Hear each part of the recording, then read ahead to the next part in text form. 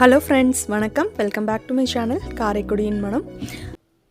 இன்றைக்கி என்ன ரெசிபி பார்க்க போகிறோன்னா, ஃபிஷ் பெப்பர் மசாலா தான் பார்க்க போகிறோம். ஒரு காரசாரமான ரெசிபி, சூப்பராக யூனிக்கான ஒரு ரெசிபி. அதை எப்படி செய்கிறதுன்னு பார்க்கலாம்.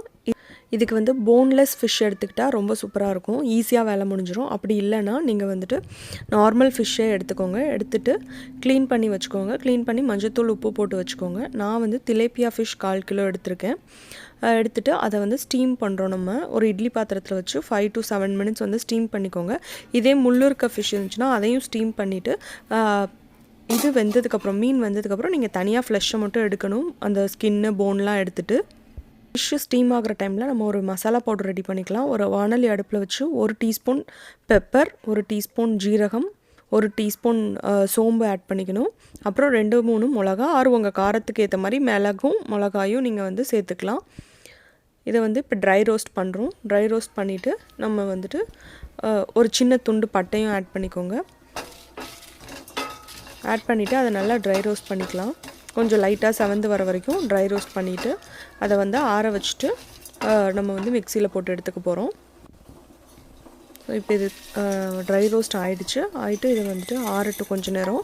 இதுக்கடையில் நம்ம ஃபிஷ் வந்து ரெடியாக இருக்கும். அது எப்படி வந்திருக்குன்னு பார்க்கலாம். இப்போ பார்த்திங்கன்னா ஃபிஷ்ஷு நல்லா வெந்துருச்சு. ஸோ இது வந்து நம்ம தனியாக எடுத்து வச்சுக்கலாம். இப்போ வந்து இதுக்கு வெங்காயம் வந்து ரொம்ப பொடியாக இருந்தால் ரொம்ப டேஸ்டியாக இருக்கும். அதனால நான் சாப்பரில் போட்டு ஒரு பெரிய வெங்காயத்தை நல்லா சாப் பண்ணி எடுத்துக்கிறேன். அப்புறம் ஒரு தக்காளி போதும். நிறைய தக்காளி ஆட் பண்ணால் ரொம்ப புளிப்பு டேஸ்ட் தான் ஹைலைட்டாக தெரியும். ஸோ அதனால் நம்மளுக்கு பெப்பர் மசாலான்றதுனால அந்த பெப்பரோட டேஸ்ட் நல்லா தெரியணும். ஸோ அதனால் நான் ஒரு தக்காளியை வந்து சாப் பண்ணிக்கிறேன். இப்போ நம்ம ட்ரை ரோஸ்ட் பண்ணி வச்சுருந்த அந்த எல்லாத்தையும் போட்டு அரைச்சிக்க போகிறோம். இப்போ நம்ம வந்து மசாலாவை ஒரு மிக்ஸி ஜாரில் ஆட் பண்ணி நம்ம வந்துட்டு அரைச்சி எடுத்துக்கலாம். நம்ம ஸ்டீம் பண்ண ஃபிஷ்ஷை வந்துட்டு லைட்டாக 1-2 வந்து மேஷ் பண்ணிக்கோங்க.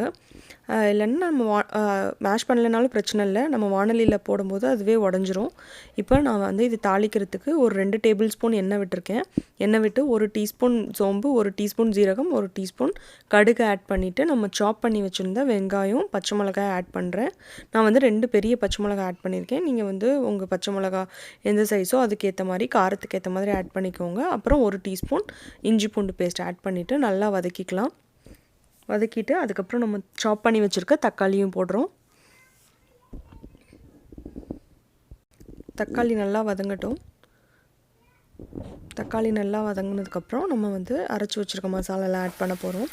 இப்போ வந்து நான் தக்காளி வதங்குறதுக்காக 1 டீஸ்பூன் அளவுக்கு உப்பு ஆட் பண்ணுறேன். நீங்கள் வந்து உங்களுக்கு, ஏன்னா நம்ம மீன்லேயே உப்பு சேர்த்துருக்கோம், உங்களுக்கு தேவையான அளவு உப்பு வந்து நீங்கள் ஆட் பண்ணிக்கலாம்.